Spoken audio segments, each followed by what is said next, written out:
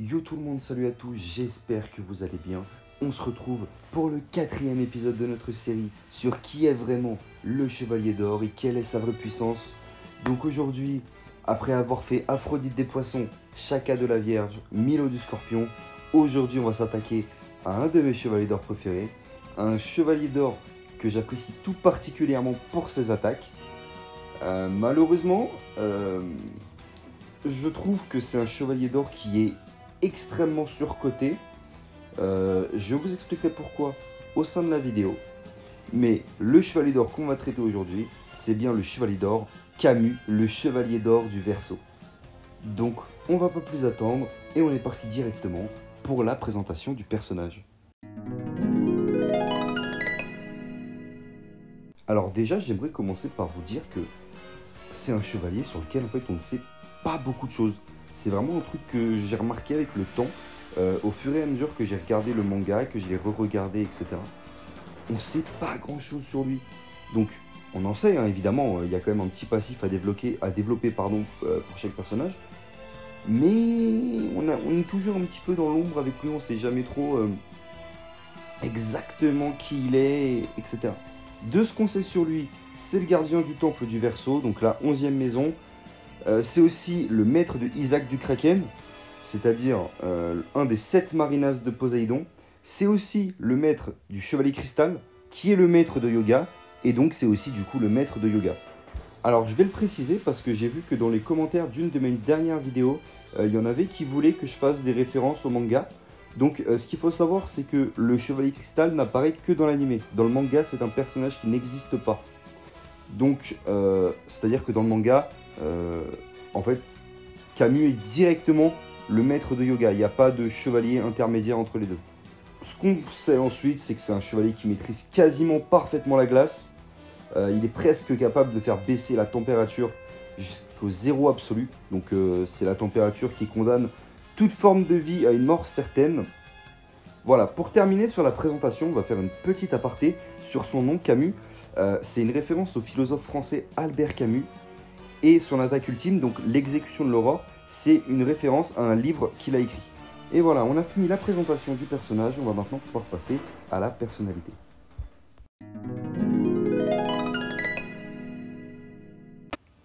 D'apparence froide et insensible comme l'élément qu'il maîtrise, il est très soucieux du sort de ses camarades et fait passer ses sentiments avant son devoir de chevalier d'or. C'est quelque chose qu'on remarque assez souvent dans l'arc du sanctuaire. Je reviendrai plus précisément là-dessus dans la conclusion, mais vous allez voir que vous allez comprendre après ma réflexion. Mais voilà, globalement, c'est tout ce qu'il y a à dire sur sa personnalité. On n'en sait vraiment pas plus, en fait, il est assez, pas mystérieux, mais on n'a pas beaucoup de choses à dire dessus. En fait, je trouve que c'est vraiment un truc qu'ils ont bien réussi, parce qu'en fait, ils ont fait un petit peu le lien entre sa personnalité et son élément, qui fait qu'en fait, étant donné qu'il est aussi froid que son élément, et ben en fait, il dévoile pas tant de choses sur lui, donc en fait, on ne sait pas tant de choses sur lui, à part qu'il est assez émotif par rapport à ce qu'il veut nous montrer. Mais donc voilà, au niveau de la personnalité, on a fait le tour, donc on va directement passer à ses habiletés et ce qu'il est capable de faire. Alors au niveau de ses habiletés, on peut en distinguer 3. La première, donc c'est comme pour tous les chevaliers d'or, il maîtrise le 7e sens et il se bat à la vitesse de la lumière. La seconde, il maîtrise le 8e sens, on le sait puisqu'il descend, enfin il vient des enfers, donc il maîtrise le 8e sens. Et en plus, alors ça il y a des gens qui sont assez pointus là-dessus, mais étant donné que son âme se rend devant le mur des lamentations, on suppose, et même c'est même une certitude, qu'il possède le 8e sens, ou du moins qu'il s'y éveille à ce moment-là. Et on sait aussi qu'il est capable de manipuler la glace avec son cosmo. Donc maintenant qu'on a vu ses habiletés, on va directement partir pour ses techniques. Ah là là, les techniques, la chose qui attire le plus l'œil des fans. On va s'attarder sur ces techniques. Il en possède 4, donc il y en a une qu'il n'utilise pas, mais on sait qu'il la possède. Pour ce qui est de ces techniques, c'est des techniques donc, qui sont basées sur la glace, comme je vous ai dit tout à l'heure. Et on va directement partir pour la première. On gardera évidemment le meilleur pour la fin. Donc la première, c'est la poussière de diamant. Donc une technique que par exemple, Yoga maîtrise. Donc Camus crée une boule de gel qui flotte au-dessus de sa main, il la saisit et lance d'innombrables cristaux de glace. En gros, grosso modo, c'est une plus faible... Ouais, une faible version de l'exécution de l'aurore. En gros, c'est ça. Donc ça, c'est la technique qu'on sait qu'il la possède, mais qu'il n'utilise pas. C'est l'anneau de glace, donc qui lui permet juste de faire apparaître un anneau de glace autour de son adversaire et de le paralyser. Donc c'est pas une technique très puissante. Alors on suppose qu'elle est quand même plus puissante que celle de Yoga, étant donné qu'il est chevalier d'or. Après, est-ce qu'elle est immensément plus puissante? On n'en sait rien. On suppose qu'elle est un peu plus puissante, mais ça reste quand même une technique relativement faible. La troisième attaque et l'avant-dernière, le cercueil de glace, qui consiste à enfermer son adversaire dans un énorme bloc de glace. Camus, au cours de l'anime, et dans le manga il me semble aussi, il affirme que son cercueil de glace ne fondrait pas après des siècles d'exposition au soleil, et que même si plusieurs chevaliers d'or tentaient de détruire le cercueil de glace, ils ne parviendraient même pas à les brécher. Par contre, on sait que sa technique elle a des points faibles. On suppose en tout cas, c'est une supposition comme une autre, dans l'anime, on ne le voit utiliser le cercueil de glace que contre des victimes ou des objets immobiles. Donc en gros, on ne le voit pas utiliser sa technique contre un personnage qui est en pleine action ou en plein mouvement. Donc ça peut être déjà une première faiblesse de son attaque. La seconde chose qu'on sait, c'est que si la personne qui est enfermée dans le cercueil de glace possède la glace, il peut détruire le cercueil de l'intérieur si il possède un cosmo de glace, ou en tout cas une température de glace plus froide que celle de l'utilisateur. C'est comme ça d'ailleurs que Yoga arrive à sortir du cercueil de glace dans la maison du Verseau. Et pour terminer, pour tous les fans de Camus comme moi, on va s'attarder à son attaque ultime, donc sa plus puissante, l'exécution de l'aurore. Camus lève ses deux bras et les joint au-dessus de sa tête en créant une jarre avec les avant-bras de son armure, tandis que la représentation du Verseau apparaît derrière lui. Et lorsqu'il les abaisse vers son adversaire, un violent vent froid est lâché dans sa direction. C'est une technique que moi personnellement j'adore. Alors je sais pas si je vous le ferai, dites-moi si ça vous intéresse. Mais je vous ferai peut-être une vidéo par exemple sur mon top 10 de mes attaques préférées. Et je vous annonce d'ores et déjà que celle-ci y est. Mais voilà, c'est une technique qui est extrêmement puissante.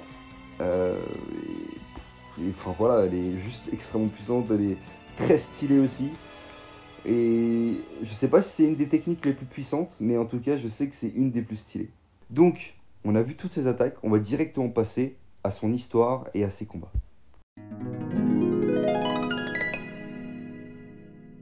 Alors en ce qui concerne l'histoire, la première fois qu'on le voit c'est dans l'arc du sanctuaire, lors de la traversée des 12 maisons. C'est dans le combat qui opposera Saga à Shun et Yoga. Saga quand il les envoie dans l'autre dimension. Camus sauve Yoga de l'autre dimension et le téléporte directement dans la maison de la balance. Dans la maison, il essaye de le raisonner, de lui faire rebrousser chemin.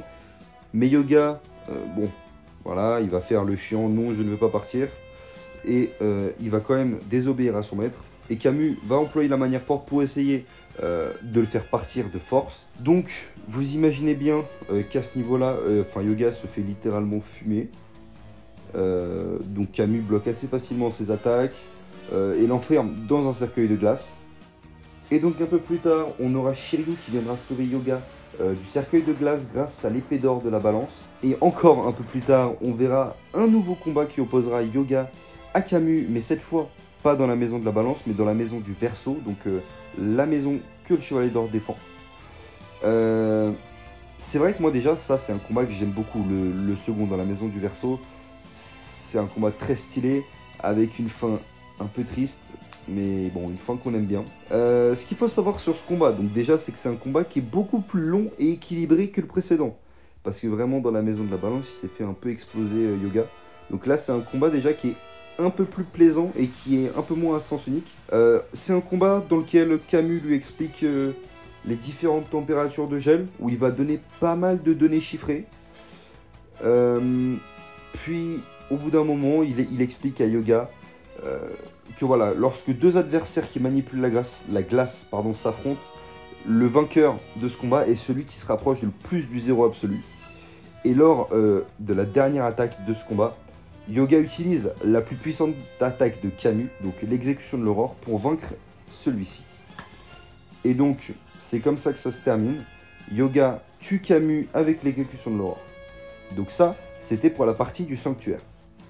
Pour ce qui est de la seconde partie où on voit Camus, c'est l'arc Hadès. Donc un arc très intéressant que j'aime beaucoup, dans lequel il revient des enfers, comme pour Aphrodite, avec justement Aphrodite, Chion, Saga, Shura et Masque de Mort, ainsi que tous les chevaliers d'argent morts et qui ont décidé de revenir. Donc, du moins, c'est ce qu'on pensait, puisque comme pour Saga et Shura, leur véritable objectif n'est pas réellement de tuer Athéna, mais plutôt de lui donner son armure divine et de, entre guillemets, l'exécuter pour qu'elle puisse descendre en enfer pour tuer Hadès. Pour ce qui est de Camus, donc, ils forment un trio avec Saga et Shura. Et leur premier réel combat, c'est contre Shaka, un combat dans lequel ils se font littéralement exploser et en viennent à utiliser l'Athéna exclamation, donc une attaque interdite par Athéna, pour pouvoir le terrasser parce que c'est leur seul moyen de pouvoir passer. Et pour prouver leur soi-disant loyauté à Hadès. Donc pour montrer qu'ils sont bien loyaux et pour qu'ils puissent effectuer à la fois la mission qu'Hadès leur a donnée, plus leur réelle mission qui est de donner son armure divine à Athéna. Après leur affrontement, ils sortent du coup des arbres jumeaux de Sarah et ils confrontent leur Athéna exclamation une nouvelle fois à celle de Mou, Aiolia et Milo. Donc ça va mettre un sacré bordel et on va éviter la catastrophe de peu. Donc, après avoir évité la catastrophe de la confrontation des deux Athéna exclamation, qui était vraiment une très mauvaise idée, Athéna demande à Mou, Aiolia et Milo de rapporter les 3 chevaliers d'or renégats justement auprès d'elle. Elle va demander à Saga de la tuer pour qu'elle puisse descendre aux enfers. Et ensuite, on retrouvera nos 3 chevaliers renégats, nos 3 anciens chevaliers d'or devant Pandore. Ils vont essayer de la tuer. Malheureusement pour eux, leur existence à quelques minutes près s'arrête et donc ils meurent juste devant Pandore. Évidemment, comme pour tous les autres chevaliers d'or morts, leur âme, et donc là l'âme de Camus, revient pour se sacrifier auprès des 11 autres chevaliers d'or devant le mur des lamentations pour pouvoir le détruire. Et donc voilà, c'est la dernière fois qu'on revoit du coup Camus. Donc on va directement passer à la conclusion et il y a pas mal de choses que je vais vous expliquer.